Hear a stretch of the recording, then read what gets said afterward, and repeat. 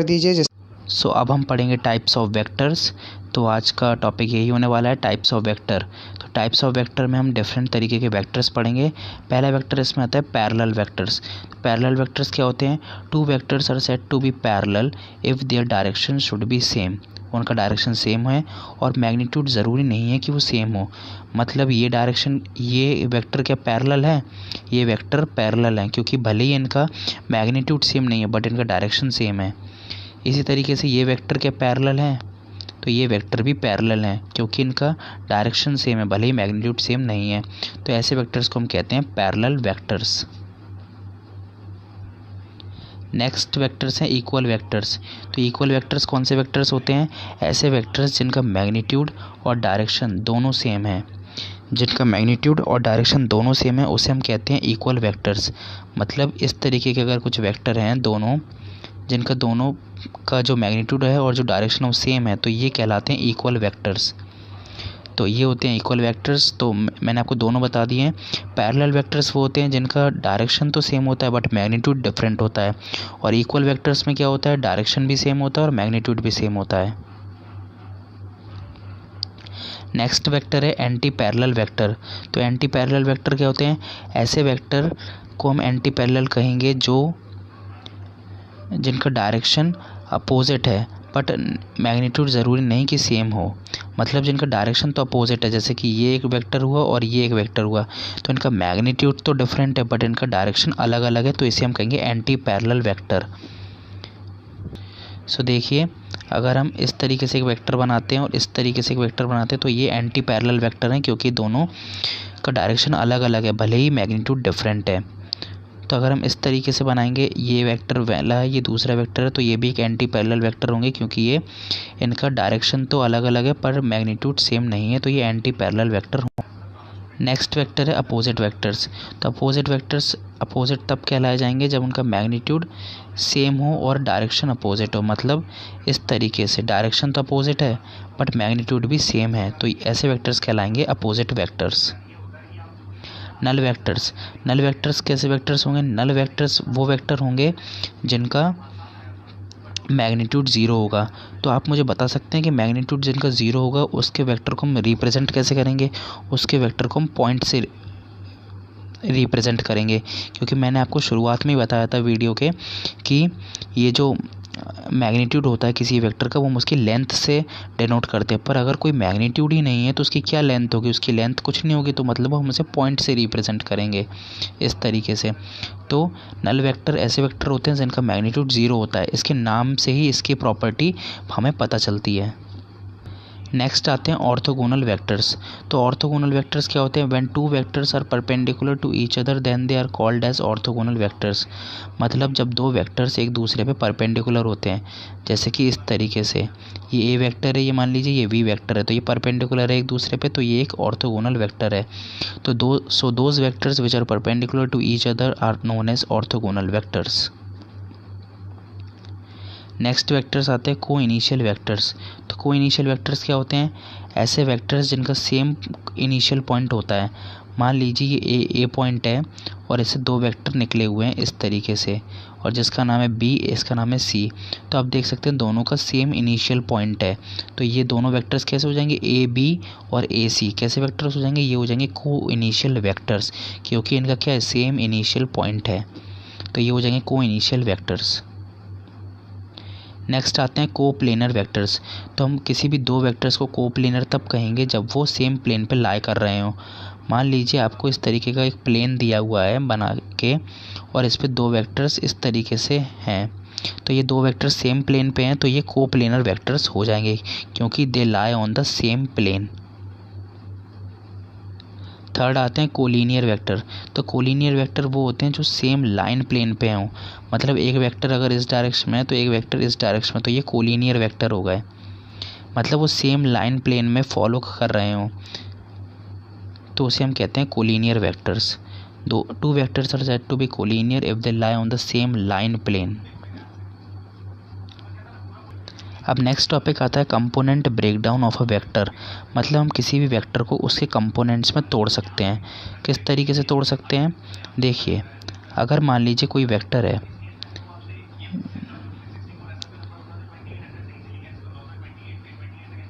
जैसे मान लीजिए कुछ इस तरीके का वेक्टर है, इस वेक्टर का नाम है, ये जो एंगल है इसका नाम है ए एंगल है, और जो वेक्टर है वो है आर। तो हम इसको किस तरीके से इसके कंपोनेंट में ब्रेक करेंगे। तो मान लीजिए अगर हम इसको ओरिजिन मान लें और इसको हम एक्स एक्सिस मान लें और इसको हम वाई एक्सिस मान लें, तो इसका वाई एक्सिस मतलब इसको हम अगर वाई माने और इसको वाई मानते हैं और इसको एक्स मानते हैं, तो अगर एक्स एक्सिस में मैं कहूँ इसका कंपोनेंट क्या होगा, तो आपको क्या करना है, ये दिया ए एंगल, तो जो एंगल की तरफ को आता है उसको हम कॉस थीटा लिखते हैं। मतलब ये जो वाला जो वेक्टर है, ये जो नीचे वाला वेक्टर है, इसका हो जाएगा आर कॉस थीटा, और जो जिस तरफ एंगल नहीं आता उसको हम कहते हैं आर साइन थीटा, मतलब साइन ए आ जाएगा क्योंकि एंगल थीटा जो है वो यहाँ पे ए है। तो अब ये कैसे आया, अब ये समझते हैं। देखिए अगर मान लीजिए ये एक वेक्टर है आर, और ये किसी भी सरफेस से मान लीजिए थीटा एंगल पे है, तो हम क्या करेंगे बेसिकली, देखिए अगर मान लीजिए कोई इस तरीके से कोई एक वेक्टर है, इस तरीके से कोई वेक्टर है आर, जो कोई सरफेस से थीटा एंगल पे है, और इसका नाम है ए, इसका नाम है बी और इसका नाम है सी। तो अगर हमें ए सी की लेंथ चाहिए तो ए सी हम कैसे निकालेंगे, अगर हम और ये हमें आर दिया हुआ है, तो अगर हम इसमें साइन थीटा लगा दें,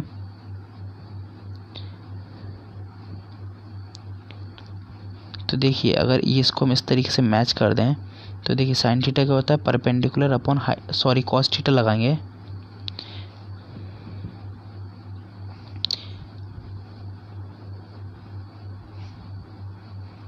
देखिए अगर हमें इस तरीके से एक वेक्टर दिया है जो कि किसी सरफेस से थीटा एंगल पे है, तो और इसका वेक्टर का नाम है आर, और ये दिया है ए, ये बी और ये सी। अगर हमें ए सी की लेंथ चाहिए तो ए सी हम कैसे लिख सकते हैं, अगर हम इसमें साइन थीटा लगा दें, कॉस थीटा लगा दें, ये सी पॉइंट है, तो कॉस थीटा क्या होता है, कॉस थीटा होता है बेस अपॉन हाइपोटेनस।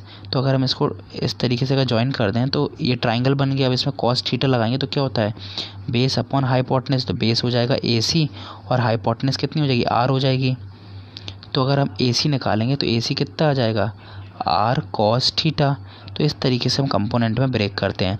अब हम फिर से सेम डायग्राम ले रहे हैं, और ये आर है, ये थीटा एंगल पे है, ये सी है, ये ए है, ये बी है, और ये इस तरीके से ये हमने ज्वाइन किया हुआ है ये। तो अगर हमें ये वाला निकालना है, मतलब ये हमें ये अगर हमें वाई एक्सिस में निकालना है, तो ये वाला वेक्टर है ये वाला जो वेक्टर है वो इस वेक्टर के पैरेलल है। मतलब अगर हम बी सी निकाल लें, अगर हम बी सी की लेंथ निकाल लें, तो हमें ये जो वाई एक्सिस के अलॉन्ग जो वेक्टर होगा हमें वो भी मिल जाएगा, क्योंकि दोनों एक दूसरे के पैरेलल हैं।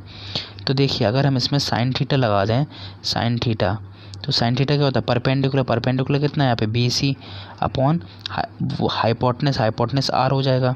तो अगर हम बी सी निकालेंगे तो बी सी कितना आ जाएगा, आर साइन थीटा। अब क्योंकि यहाँ पे जो हमने वेक्टर निकाला था आर साइन थीटा, और ये वेक्टर दोनों पैरेलल हैंगे, ये वाला और ये वाला वेक्टर दोनों पैरेलल हैं, तो इसकी भी वैल्यू आर साइन थीटा हो जाएगी। पर यहाँ पे थीटा ए है तो हम यहाँ पे आर साइन ए हो जाएगा। तो इस तरीके से हम कंपोनेंट्स में ब्रेक करते हैं। तो कोई भी जैसे आर वेक्टर है तो हमें उसे ब्रेक करना है, तो ये हो जाएगा आर कॉस थीटा और आर साइन थीटा। सो चलिए अब देखते हैं कुछ क्वेश्चंस। मान लीजिए कोई सरफेस है और इस पर ये एक वेक्टर है जो कि इंसिडेंट होता है, तो आपको इसे कन्वर्ट करना है। ये मान लीजिए ये अल्फ़ा एंगल पे वो होता है, इंसिडेंट होता है, तो आप इसको कंपोनेंट्स में ब्रेक करिए। तो देखिए ये थीटा की तरफ वाला है, तो ये हो जाएगा, मान लीजिए इसका वेक्टर का नाम है ए, तो ये हो जाएगा ए कॉस थीटा। और अगर हम ये हो जाएगा एक्स एक्सिस में, मतलब ये नेगेटिव एक्स एक्सिस में। और वाई एक्सिस में अगर हमसे कोई पूछेगा, अगर वाई एक्सिस में हमसे पूछेगा तो वाई एक्सिस में क्या हो जाएगा, ए साइन थीटा। तो इस तरीके से हम कंपोनेंट से ब्रेक करते हैं। अगर मान लीजिए वॉल है और इस तरीके से कोई वेक्टर आता है, इंसिडेंट होता है किसी भी बीटा एंगल पे, तो आप इसे किस तरीके से करेंगे, तो ये बीटा एंगल है तो ये हो जाएगा बीटा, मान लीजिए इसका नाम है आर, तो बीटा, अगर इसका नाम आर है तो ये हो जाएगा आर कॉस बीटा, और ये हो जाएगा एक्स एक्सिस में आर साइन थीटा। तो आपको बेसिकली इस तरीके से वेक्टर डिवाइड करने पड़ते हैं। अभी हम करते क्यों हैं, क्योंकि बहुत से क्वेश्चंस इस तरीके से आएंगे जिसमें आपको कंपोनेंट वाइज सॉल्व करना पड़ेगा, मतलब आपको मोमेंटम निकालना पड़ेगा, तो वो भी आपको कंपोनेंट वाइज निकालना पड़ेगा, एक्स मतलब एक्सिस के अलॉन्ग निकालने पड़ेगा। तो एक्सिस के अलॉन्ग निकालने के लिए कभी कभी वेक्टर्स थीटा या कुछ एंगल पे दिए होते हैं, तो हमें उसे एक्स एक्सिस या वाई एक्सिस की तरफ करने के लिए हमें कंपोनेंट्स का यूज़ करना पड़ता है, इसलिए हमें कंपोनेंट ब्रेकिंग डाउन आना चाहिए किसी भी वेक्टर का। सो नेक्स्ट वेक्टर है हमारा यूनिट वेक्टर। तो यूनिट वेक्टर क्या होते हैं, यूनिट वेक्टर वो वेक्टर्स होते हैं जिनका मैग्नीट्यूड क्या होता है, 1 होता है, 1 यूनिट उसका मैग्नीट्यूड होता है। तो हम किसी भी वेक्टर का यूनिट वेक्टर निकाल सकते हैं, बस हमें क्या करना है, हमें उसके मैग्नीट्यूड से उसे डिवाइड करना पड़ता है। तो उसके मैग्नीट्यूड, हम किसी भी वेक्टर का मैग्नीट्यूड कैसे निकालते हैं, हम किसी भी वेक्टर का मैग्नीट्यूड निकाल सकते हैं। मान लीजिए अगर कोई वेक्टर है A i cap plus B j cap plus C k cap, अगर मान लीजिए इस तरीके से है, तो इसका मैग्नीट्यूड क्या होगा, इसका मैग्नीट्यूड हम निकालेंगे अंडर रूट, और इसके जो कोफिशिएंट हैं आई जे और के हम इसका स्क्वायर कर देंगे, तो A square plus B square plus C square. तो ये होता है किसी भी वेक्टर का मैग्नीट्यूड। तो अगर हम किसी भी वेक्टर को उसके मैग्नीट्यूड से डिवाइड कर देंगे तो हमें क्या मिल जाएगा, हमें मिल जाएगा यूनिट वेक्टर। तो इस तरीके से हम किसी भी वेक्टर का यूनिट वेक्टर निकालते हैं। नेक्स्ट क्वेश्चन है हमारी स्क्रीन पे, what condition should be satisfy for the vectors to be equal. मतलब हमें इक्वल वेक्टर्स की कंडीशन लिखना है कि वेक्टर्स कब इक्वल होंगे। तो वेक्टर्स इक्वल होते हैं जब उनका इक्वल मैग्नीट्यूड होता है, इक्वल मैग्नीट्यूड होता है और सेम डायरेक्शन होता है, तब हम उसे कहते हैं कि दो वेक्टर्स इक्वल हैं। तो इसका आंसर यही, two vectors are said to be equal if they have same magnitude and same direction. तो ये है कंडीशन बेसिकली इक्वल वेक्टर्स के लिए। नेक्स्ट क्वेश्चन है हमारी स्क्रीन पे, इस क्वेश्चन में हमसे पूछा गया है, can we multiply a vector by a real number. मतलब हम किसी वेक्टर क्वांटिटी को मल्टीप्लाई कर सकते हैं किसी भी रियल नंबर से। अगर कर सकते हैं तो उसका रिज़ल्ट क्या होगा, तो देखते हैं। तो पहले तो ये देख लेते हैं कि कर भी सकते हैं या नहीं कर सकते हैं। तो किसी भी हम वेक्टर को किसी भी एक रियल नंबर से मल्टीप्लाई कर सकते हैं, तो इसका आंसर येस हो जाएगा। अब हम ये देखते हैं कि उसका इफ़ेक्ट क्या होगा। तो देखिए, yes we can multiply a vector by a real number N. Multiplication मतलब देखिए अब क्या होगा, इसका मतलब इफ़ेक्ट क्या होगा, multiplication of a vector by real number N is another vector N A. मतलब अगर हम कोई वेक्टर ए में एन का मल्टीप्लाई करेंगे जो कि रियल नंबर है, तो एक नया वेक्टर बनेगा एन ए, जिसका जो मैग्नीट्यूड होगा वो ए वेक्टर के मुकाबले एन टाइम्स हो जाएगा और इसका डायरेक्शन सेम रहेगा। तो जो एन ए वेक्टर बनेगा उसका मैग्नीट्यूड रहेगा वो एन टाइम्स ज़्यादा रहेगा as compare to vector A, और उसका डायरेक्शन सेम रहेगा जैसा कि ए वेक्टर का डायरेक्शन होगा। तो ये है इसका आंसर। नेक्स्ट क्वेश्चन है हमारी स्क्रीन पे, व्हाट इज़ नल वेक्टर। तो ये मैं अभी आपको करा चुका हूँ, what is null vector. Null vector वो वेक्टर होता है जिसका मैग्नीट्यूड क्या होता है, जिसका मैग्नीट्यूड 0 होता है। तो अब हम इसका आंसर देख लेते हैं। देखिए इसमें लिखा है the resultant of adding a vector to its own negative vector. मान लीजिए कोई वेक्टर है ए, और अगर हम इसमें ऐड कर दें हम इसी का नेगेटिव वेक्टर, मतलब सिर्फ डायरेक्शन चेंज हो जाएगी। अगर मान लीजिए ये ए वेक्टर है, तो इसका अगर हम नेगेटिव ए कैसे निकालेंगे, हम सिर्फ इसका डायरेक्शन अपोजिट कर देंगे, तो ये हो जाएगा माइनस ए।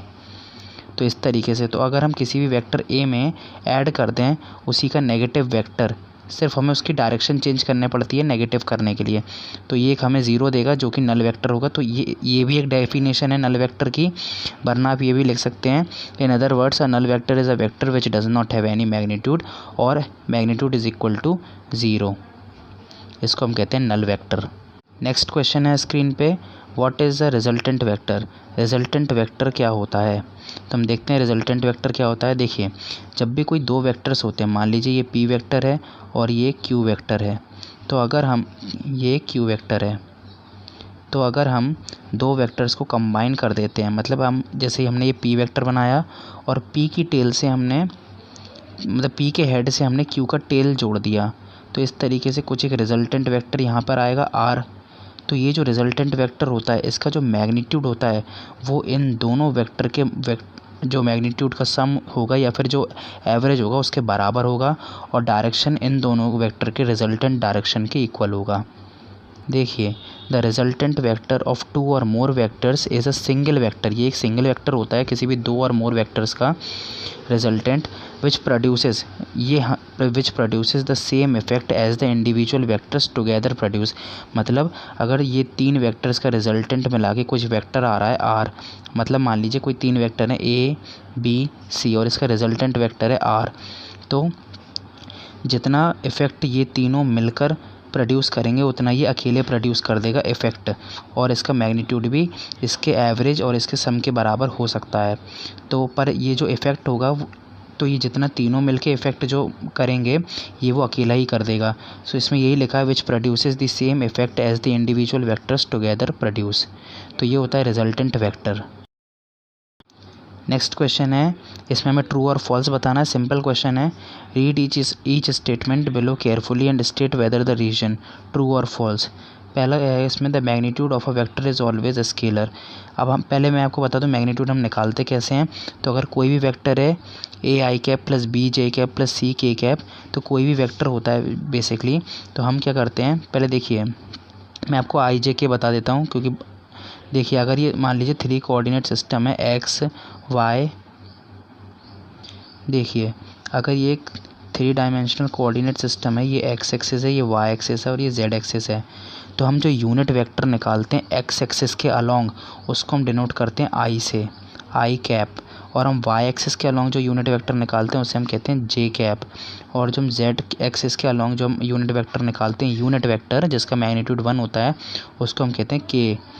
तो अगर हम कोई भी वेक्टर है जैसे कि A i cap plus B j cap plus C k cap, तो अगर हमें इसका मैग्नीट्यूड निकालना होगा तो हमें क्या करना होगा, हमें डिवाइड करना होगा अंडर रूट, और आई जे के जो कोफिशिएंट है हमें इसका स्क्वायर करके ऐड कर देना है, A square plus B square plus C square. तो ये होता है यूनिट वेक्टर। इस पूरे की वैल्यू क्या होती है, यूनिट वेक्टर। और अगर हमसे कोई सिर्फ मैग्नीट्यूड पूछे तो मैग्नीट्यूड सिर्फ ही नीचे वाला होगा। तो इसमें पूछा है the magnitude of a vector is always a scalar, तो इसका आंसर ट्रू हो जाएगा, क्योंकि अगर हम कोई भी वेक्टर का मैग्नीट्यूड निकालेंगे तो जो आई स्क्वायर जे स्क्वायर और के स्क्वायर हो जाएगा वो 1 हो जाएगा, तो जो हमें आंसर मिलेगा वो प्योर स्केलर मिलेगा। सेकंड क्वेश्चन है the each component of a vector is always a scalar.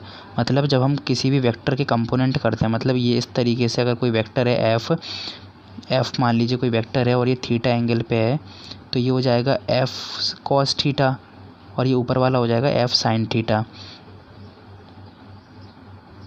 देखिए इस तरीके से अगर मान लीजिए कोई सरफेस है और ये एफ वेक्टर इस पे इंसिडेंट हो रहा है और ये थीटा एंगल है, तो इसे हम कहेंगे एफ साइन थीटा अगर इस वेक्टर का नाम एफ है, और इस वेक्टर को हम कहेंगे एफ कॉस थीटा। तो उसमें ये पूछा गया है कि अगर कोई वेक्टर कंपोनेंट करते हैं तो वो स्केलर मिलते हैं क्या, तो वो हमें स्केलर नहीं मिलते हैं, हमें वो वेक्टर ही मिलते हैं। तो तभी तो हम इसे कहते हैं वेक्टर का कंपोनेंट, तो वेक्टर कंपोनेंट। तो सेकंड वाले का आंसर हो जाएगा फॉल्स। एंड थर्ड वाला है question the total path length is always equal to the magnitude of the displacement vector of a particle. तो ऐसा ज़रूरी नहीं है कि जो पाथ लेंथ है मतलब जो डिस्टेंस है वो हमेशा इक्वल रहे डिस्प्लेसमेंट के, ये इक्वल भी हो सकता है और ग्रेटर भी हो सकता है डिस्प्लेसमेंट वेक्टर के, बट ये कभी भी छोटा नहीं होगा डिस्प्लेसमेंट वेक्टर के, डिस्टेंस वेक्टर या फिर पाथ लेंथ। तो देखिए ये हैं इसके आंसर। तो पहला वाला ट्रू था कि किसी भी मैग्नीट्यूड मतलब किसी वेक्टर का मैग्नीट्यूड हमें स्केलर मिलेगा, तो ये है बिल्कुल करेक्ट। सेकंड हैगा कि it is false the component of a vector is always a vector, मतलब किसी भी वेक्टर के हम कंपोनेंट करेंगे तो हमें हमेशा वेक्टर मिलेगा। एंड थर्ड है it is false the total path length may be greater than और equal to the magnitude of the displacement, but वो कभी भी पाथ लेंथ कभी भी डिस्प्लेसमेंट से छोटी नहीं होगी, वो हमेशा बड़ी होगी या फिर बराबर होगी डिस्प्लेसमेंट के। अगर आपने अभी तक चैनल को सब्सक्राइब नहीं किया है तो प्लीज़ चैनल को सब्सक्राइब कर दीजिए और बेल आइकन